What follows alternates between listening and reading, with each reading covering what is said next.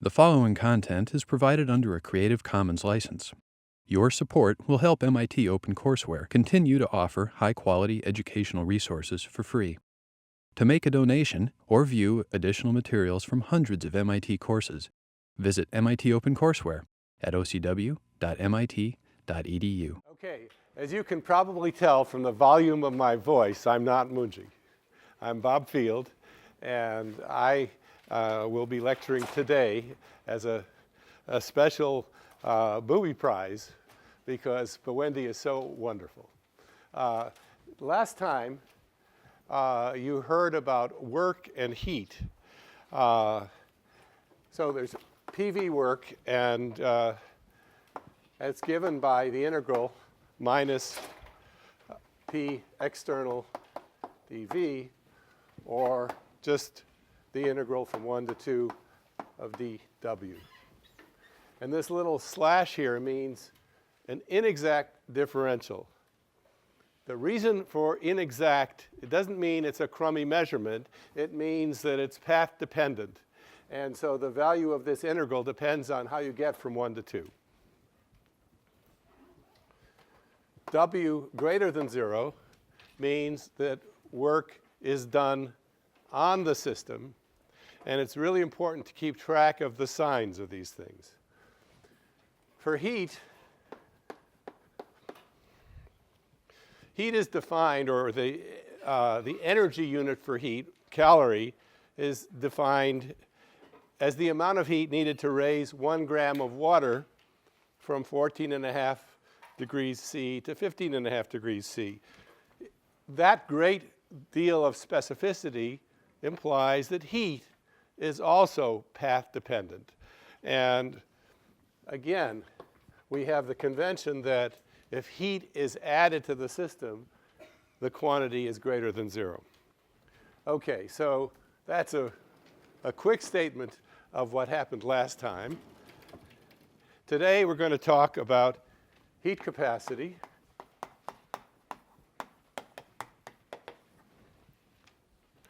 The first law, a process that takes a gas from P1 V1 T to P2 V2 T, examined for various paths. And what you'll find is that the maximum work out is obtained for a reversible path.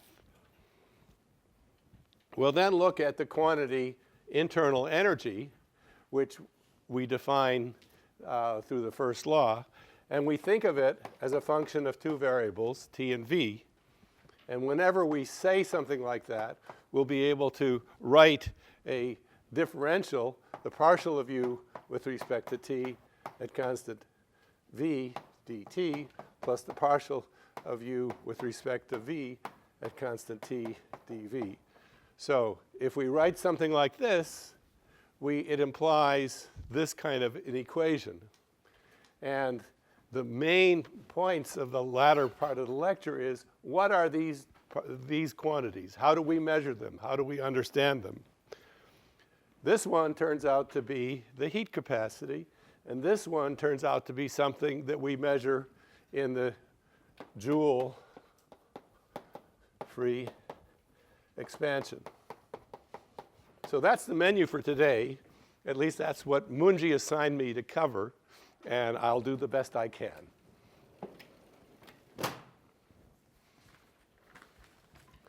So let's talk about heat capacity.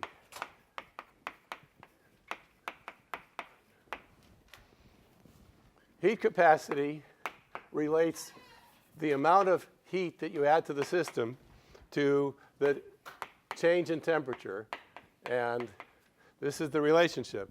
The heat added, temperature, and this is a proportionality constant. This heat capacity depends on path. So here are 2 kinds of experiments. Here we have a fixed volume, and we have a little candle and we're adding heat. And when we add heat, the pressure does what? It increases, and the temperature. Okay, this is MIT. You guys know something. You should yell it out, not just whisper it. You have the confidence. I mean, maybe up the street we whisper, but here we know it. And so here is a different kind of system where we have a constant external pressure.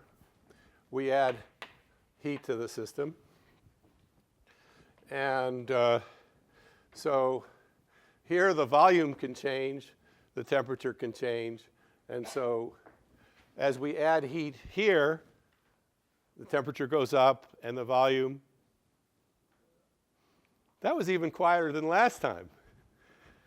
Okay, but you know it. You understand it. Now, the coefficient that relates the amount of heat in to the temperature change is obviously going to be different for these two cases. In this case, where we have a fixed volume, we say dq is equal to CV, heat capacity, dt, where the v specifies what's constant for the path. And so this is one path, constant volume. This has a particular value. Over here, we have dq Cp dt. The heat, the proportionality between heat and temperature rise is given by this, the constant pressure heat capacity. They're different quantities. If we want to know the total heat added to the system, we can measure it, which is the straightforward thing, but sometimes you want to calculate it in advance, or sometimes you want to calculate it on an exam. So we do an integral over a path for the heat capacity along that path, dt. So for Cp and Cv, these are often quantities that are measured as a function of temperature, and one could, in fact, calculate this integral. For most problems on exams, those quantities are constant, independent of temperature. But there's no guarantee that they will be. Okay. Now I get to tell a fun story. The relationship between heat and work was initially proposed in the 1940s by Jules. Now, there's two stories about Jules and how he came to this insight. One is that he observed when people were machining cannon barrels, a lot of heat was generated, and there was a lot of work done, and so maybe the work generated the heat, or there was a relationship between work and heat. Well, this is ridiculous because people were making cannons long before 1840. The other story, which is probably just as untrue, is that Jules, on his honeymoon, took his wife to a mountain resort, and they were sitting at the bottom of a waterfall. And he had this wonderful idea, and that was the water at the bottom of the waterfall probably going to be hotter than the water at the top of the waterfall. So he grabbed his thermometer and went and made a couple of measurements and discovered the first law of thermodynamics. In fact, the water at the bottom of the waterfall is hotter than the water at the top of the waterfall. And the idea was that gravity did work on the water in falling, and that work led to the generation of heat.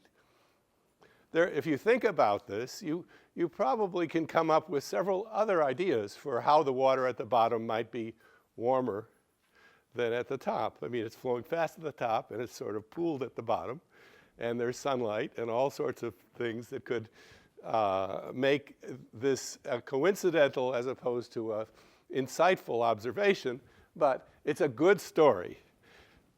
Jules decided that there must be a direct relationship between work and heat. They are the same quantity. They are both forms of energy.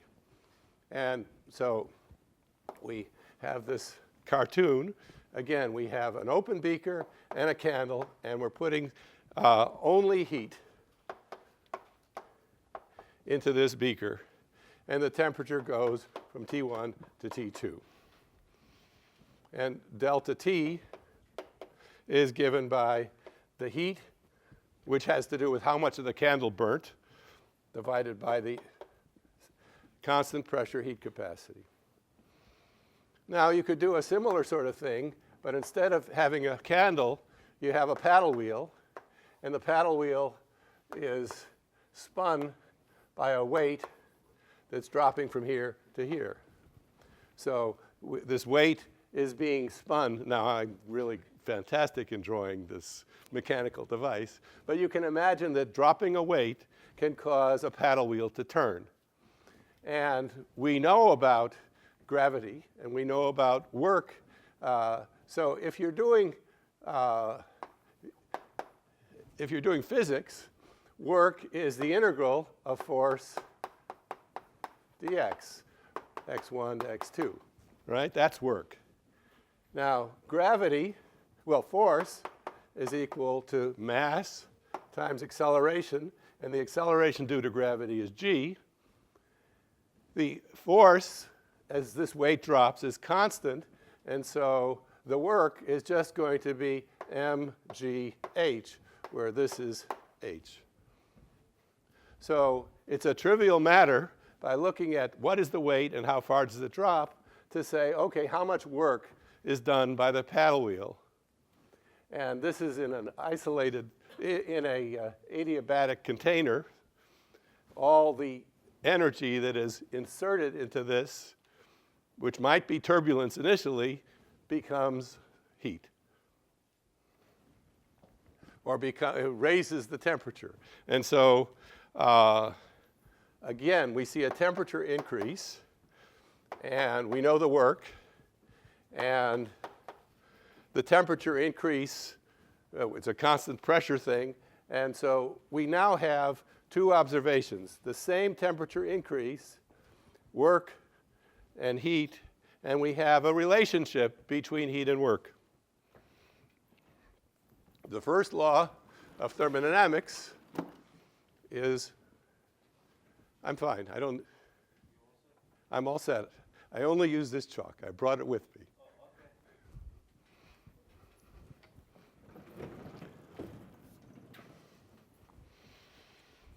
The first law of thermodynamics, written concisely, is dW plus dQ, two inexact differentials, integrated over any closed path is 0. This is an abstract and powerful mathematical statement of the first law of thermodynamics. There are much better or more appealing expressions. One is du. U is called the internal energy, or just the energy, is equal to dq plus dw. Okay, notice we have two inexact differentials and an exact differential. This is a condition. If you have a quantity which is constant over any closed path, that quantity is a thermodynamic state function. So this observation is equivalent to saying that there must be something that is path independent, therefore we don't have a cross through the D.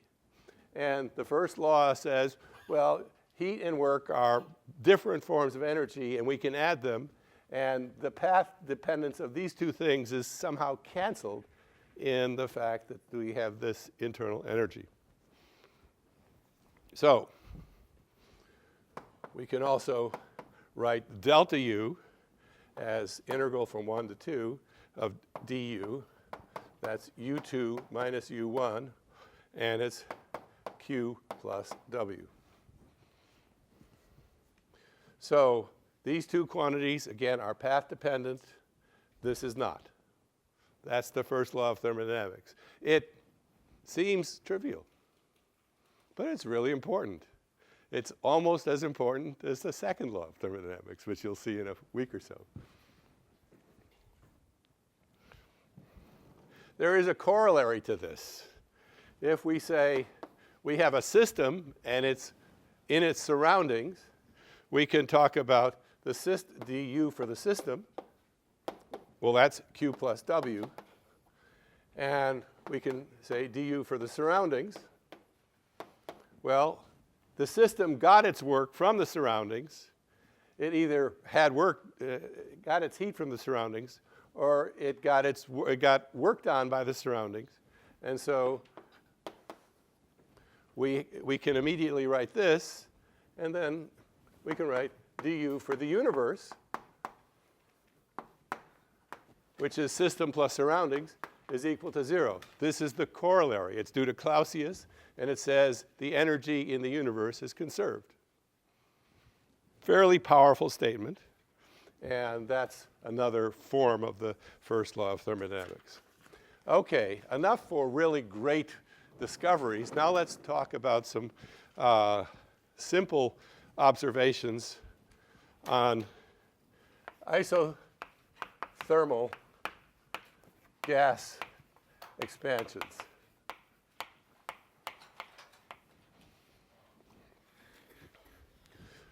The purpose here is to look at a series of processes in which temperature is held constant. And we're going to calculate how much work we get from allowing a gas to expand under various conditions. And what we'll discover is that when we allow the gas to expand reversibly, we get the most work. This is neat. This is important. Okay, so we have constant temperature because it's isothermal. And let's do a series of experiments. First, let's set the external pressure equal to 0. So we have an experiment that looks like this. We have a piston. We have a pair of stops. We have another pair of stops. We start at P1, V1. And P external is equal to 0. In other words, this is vacuum. And so what happens when we remove these stops is that the piston slams up against the next pair of stops. It goes very fast. You could calculate the time. You could do all sorts of stuff. But what is important is that this piston, in moving from here to here, did no work on the surroundings because work is the integral of pressure dV, and the pressure external is 0. It doesn't matter what the pressure internal is. This is a point that is often confusing because you can think, well, maybe I could calculate what the internal pressure is even for this very rapid process. It doesn't matter. The thermodynamics is asking you, what work does this thing do on the surroundings, or the surroundings do on the system? And there is no work done on the surroundings because pressure is 0. So the work for this process is integral, or minus the integral, V1, V2, P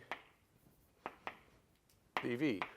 And it's P external, and P external is 0, so there's no work. Okay, the next example is, well, when this piston slams up against these stops, the gas has expanded.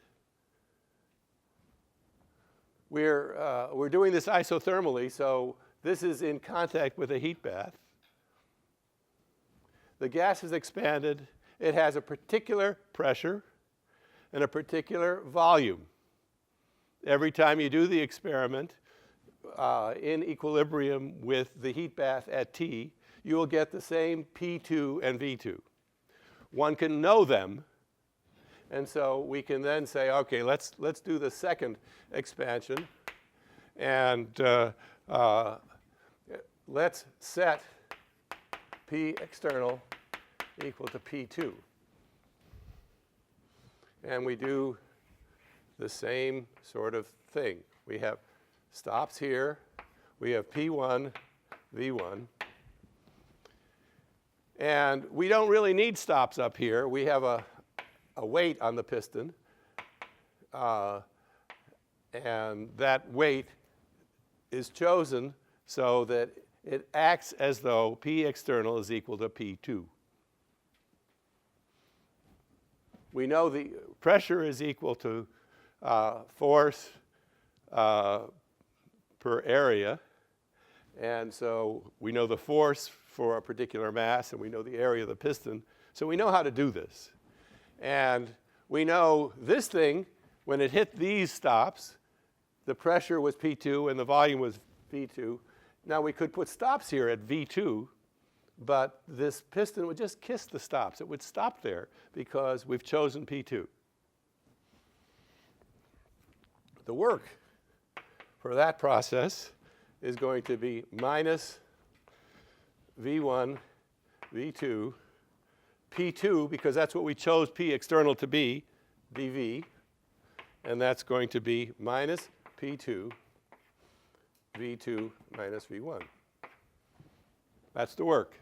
V2 is larger than V1, and so this quantity here is positive, and we have a negative sign because the system did work.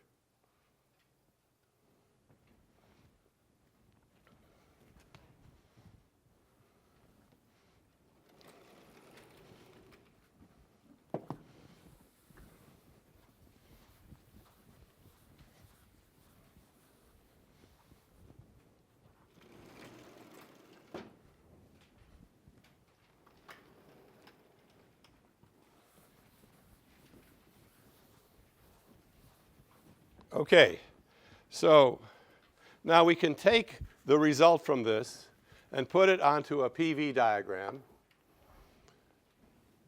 P1, P2, V1, V2. So here is the initial situation, and here is the final situation. And the equation of state, pressure versus volume at constant temperature, is going to have some form, and let's just draw it in there like that. So that's an equation of state. It's like the ideal gas law, and one could know that in principle. OK. So we did work. Oh, I should mention, P times V has units of energy, or units of work. Remember that, because you're going to find lots of thermodynamic quantities, and you're often going to be writing on deriving things on exams, and you're going to almost always want the combinations of quantities to have units of energy. So dimensional analysis is extremely valuable in thermodynamics, and here is an example of it. Anyway, the work associated with process number 2 is described by this box, because we did work at constant pressure, and so it's just volume difference times pressure. OK. Now we can do the process in 2 steps. So we start out with our piston. We have 2 weights on it. So we have P1, V1. We have stops. We've chosen 2 weights so that this is P3. External pressure is P3. It's higher than P2. So we remove the stops, and the piston moves up.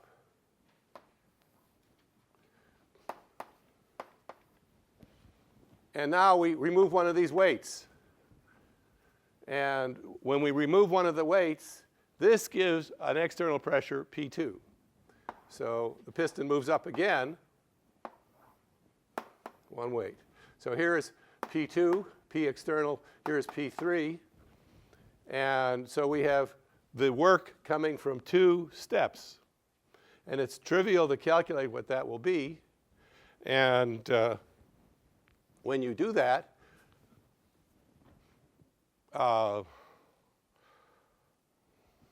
we put P3 in on this diagram.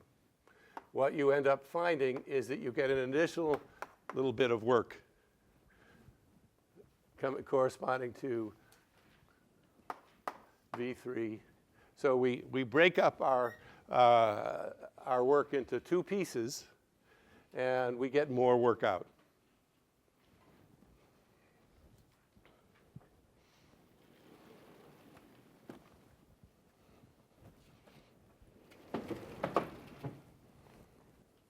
So the final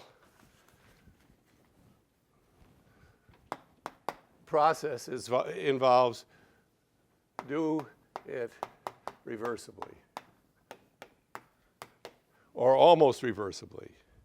We want P equal to P external for the entire expansion, and P external is decreased steadily from P1 to P2. How do we do this? Well, we start out with our usual system, and we have a bunch of little pebbles on it, each weighing, say, 1/100th of the weight needed to establish P external is equal to P1. We remove a pebble, system expands. We remove another one, system expands. That's equivalent to doing the integral. And so what we end up getting is that the reversible work is equal to minus integral V1, V2, P dV. Because what we've done is we've forced P pressure here to be equal to the external pressure. We've changed the external pressure slowly. And again, this is isothermal. There is a heat bath here that keeps the temperature constant. So the system does work on the surroundings, hence the minus sign. Now, if this is an ideal gas, we know that pressure is equal to nRT over volume. So we can put that in here and do this integral. We have minus V1, V2, nRT over V dV. These are all constant. It's isothermal. We can take them out. It's a closed system, so the number of moles doesn't change. The ideal gas constant doesn't change. Temperature doesn't change. And so we just have minus nRT integral V1, V2, dV over V. Now, we are very gentle in this course with respect to knowing integrals. But this is one you have to know. The integral of a quantity over 1 over a quantity is the natural log.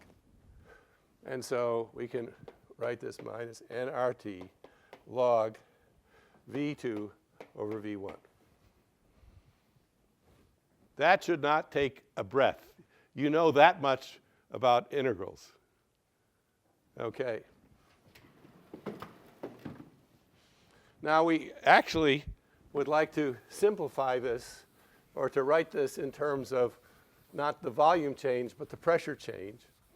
So we have V2 over V1. Well, we can write that using the ideal gas law twice.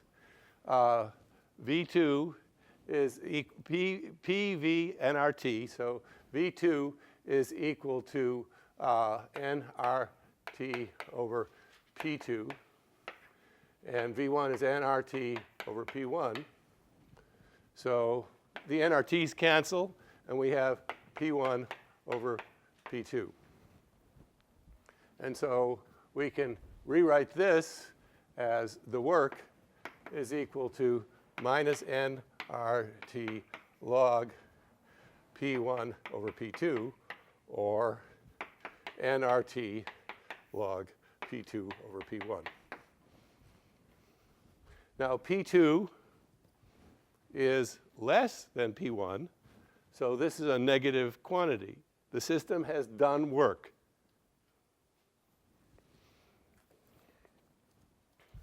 So the reversible process, we had this curve, and for the irreversible processes, we got this, and then this, whoops, and now we get the whole thing.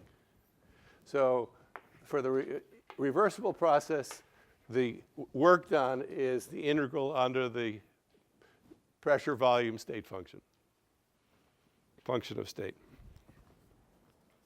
Okay, what time is it?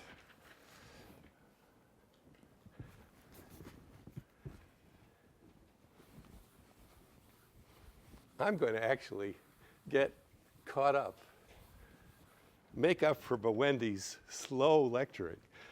That doesn't mean it's better. It just means that I'm making up for a problem that he created. Okay. So what do we know so far? Maximum work out is by reversible path. Delta U is Q plus W. So the maximum work out required the maximum heat in. So a reversible process leads to requiring certain quantities to be maximized. Now, we have U, Q, and W. And we have a relationship between them. Often, for our particular state change, it is easy to calculate two of these, but not the third. And because there is an explicit relationship between U, Q, delta U, Q, and W, you can always find the easy way to derive the change in internal energy or the heat or the work, even if the thing that you really want is an integral that would be difficult to evaluate.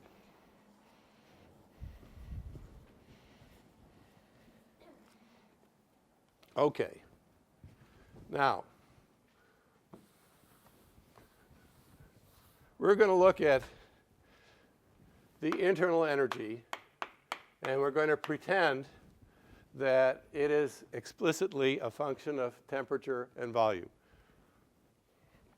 We could choose any two quantities, and in fact, it turns out that these are going to prove, after we have the second law, not to be the best choice. But it's allowed to say that internal energy is a function of temperature and volume. When you say that, it implies that the differential is given by this pair of partial derivatives, v dt, partial of u with respect to volume holding temperature constant dv. So if you say this, it requires you to say this. Now, the purpose of this exercise is to give you a little bit of practice in figuring out what these quantities are and do a little practice in manipulating these differentials. So we're interested in the change in internal energy for various experimental constraints.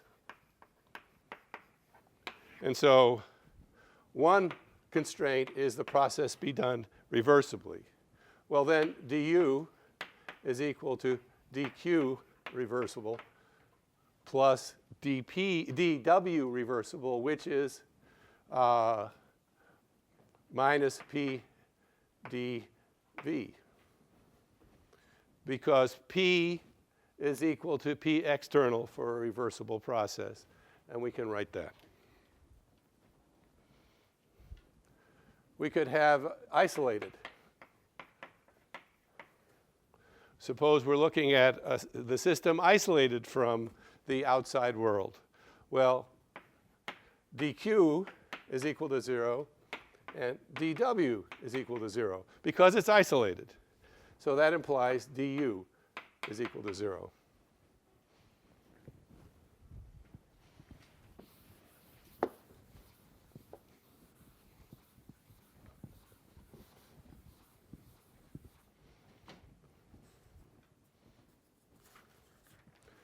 We could do an adiabatic process.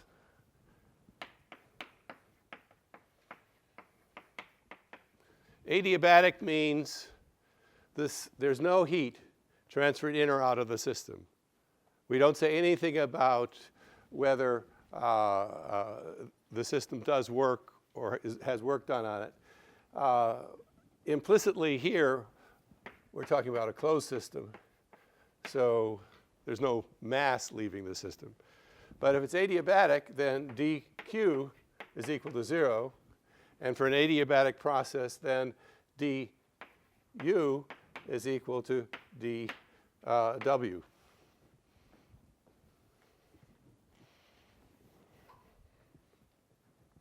Okay. Now, this is a point we want to be careful. Be careful.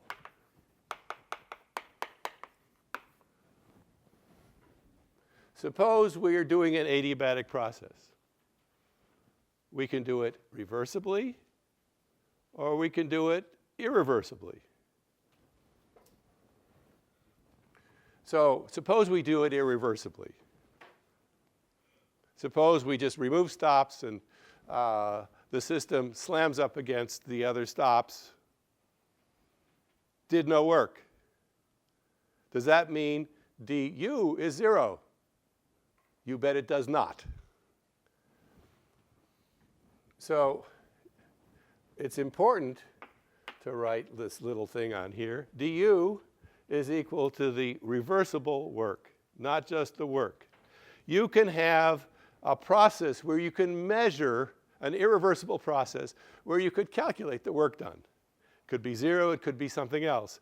But if it's not reversible, it's not du. And you will be invited to make that mistake on an exam, I'm sure. Okay. So the thing about a state function is that the function has a value for initial conditions and at final conditions. And the difference between those is what you could measure. If you measure something else, you won't get du. Be careful. And this is going to be especially complicated and confusing when we get to quantities that have more obscure meaning, like entropy. I mean, we can sort of understand why, okay, the total energy, if we measure it, we measure a process which is not reversible, well, it might not give the energy change for that process. But when we have a quantity which is more obscure, which the definition of that quantity requires a very specific prescription for calculating, you're going to get into trouble. So examine this and be sure you understand that. Okay. Constant volume. Well, for constant volume, dw is equal to 0. Why? How does it do, what is work? Well, it's PV work. If the volume doesn't change, there is no work. So in this case, du is equal to dq,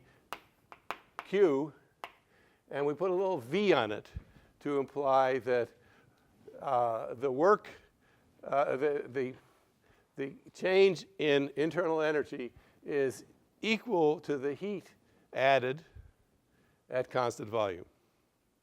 Nothing reversible about it. It's now all we have to do is say we're going to add heat at constant volume. Okay, now we return to this differential. And we want to ask the question, what are these two quantities? How do we know what they are? This should be particularly bothersome to you because as you've already experienced in 560, there are a lot of partial derivatives.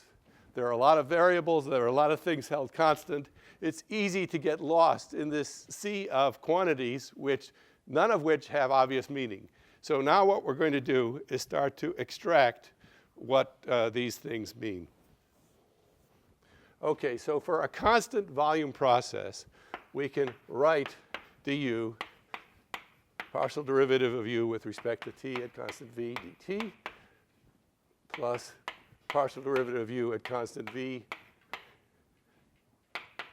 dv. OK, for constant volume, this is 0. So this term is gone. And we rewrite this du v is equal to du dt at constant v dt v. So we have a change in temperature done at constant volume, and we have a change in internal energy done at constant volume. And we rearrange this, and we discover that du dt at constant v is equal to du dt at constant v. What? Have I done something silly? Well, yes, I have. dqv. So duv is equal to dqv. And so what I should have written here, this is true. We can get a partial derivative by taking two total derivatives at the same pressure, but at the same quantity. But what I really wanted to do is to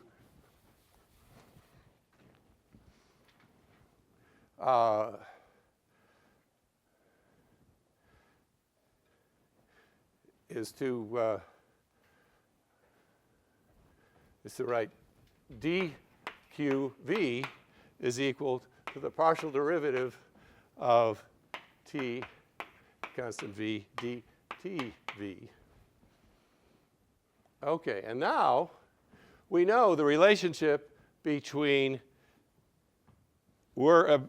heat and a temperature change is given by a quantity, a heat capacity for a particular path, and here it is. So what we've discovered from this relationship, that du at constant volume is equal to dqv, we have discovered that this partial derivative that appears in the definition, the abstract definition of the differential for internal energy, is just equal to the constant volume heat capacity. So in this definition now, we have one term, which we know. It's something that we can measure. We can measure the heat capacity at constant volume. And now we have another term. And if we can figure out how to measure it, we'll have a complete form for this differential, which will enable us to calculate du for any process.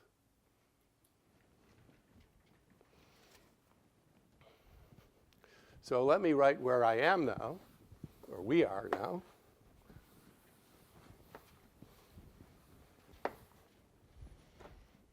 Du is equal to Cv dt plus partial of u with respect to volume at constant temperature dV. So we've simplified the expression by replacing one of the partial derivatives by a quantity that we can measure. And we'd like to know, what about this? So we need an experiment that will enable us to measure this quantity. And that's where we get Joule, and I like to say it Joule's free expansion. It's usually referred to as the Joule free expansion, which sort of implies that no energy flows, which actually is true. But it's an experiment proposed by Joule. And the experiment involves an adiabatic box. So we have system insulated from the outside world. And we have two bulbs, and there's a valve between them. And so we have gas and we have vacuum. So the Joule free expansion involves opening this valve and asking what happens when this gas moves into the other bulb or distributes between the two. Well, since the gas is expanding into vacuum, no work is done. Since it's isolated, no heat is added. So du is equal to 0 because dq and dw are both 0. So we can now take this expression and rewrite it under the condition of du is equal to 0. So we have du equal to 0 is just a 0 here. Cv dt, constant u, plus the derivative du dv at constant t, dv at constant u. This is just a number. We don't have to specify that it's measured at constant u. It's just a number. So now we rearrange this expression. And so we get du dv at constant t is equal to minus Cv times dt u over dvu, or minus Cv, partial derivative of temperature with respect to volume at constant free energy, constant internal energy. So this is the quantity we want. It's related to the heat capacity, the constant volume heat capacity, and something you could measure. What happens as you expand into volume? Does the temperature go up? Does it not change? Joule actually did this experiment, and he observed that for the gas expansions that he could do, that the temperature did not increase measurably. So he made an incorrect conclusion. Because something was small and unmeasurable, he said, well, the best of my knowledge, dt dv at constant u is equal to 0. And that implies that since the quantity we want is given by this quantity, which is 0 times a constant, the quantity we want is also 0. So it would imply that du was equal to only the first term, Cv dt. Now, this is an important lesson in what you do in science. You make an observation. You make an observation doing an experiment that is as accurate as you can do. And so an experiment said the gas didn't increase its temperature when it expanded into the vacuum. And so the next thing you do is you call up a journal and say, I've discovered a fundamental law of nature. And so you propose that there is no, that this derivative is 0 and that the internal energy is given simply by this quantity. It turns out that this quantity here, which is called eta of J, the Joule free expansion parameter, is not quite 0. When you expand a real gas into vacuum, the temperature goes down. So this is a very small number. And for ideal gases, eta J is equal to 0. This quantity is exactly 0 for an ideal gas. And we'll discover why eventually. It has to do with what we mean by an ideal gas, it turns out. And so for many, many problems especially on exams, especially on this first exam, you will be able to say that this is the relationship between internal energy and temperature. That U is a function of temperature only. It doesn't matter what other things change. The value of the internal energy is only determined by temperature. But this is only true for an ideal gas, and it's approximately true for other things. So,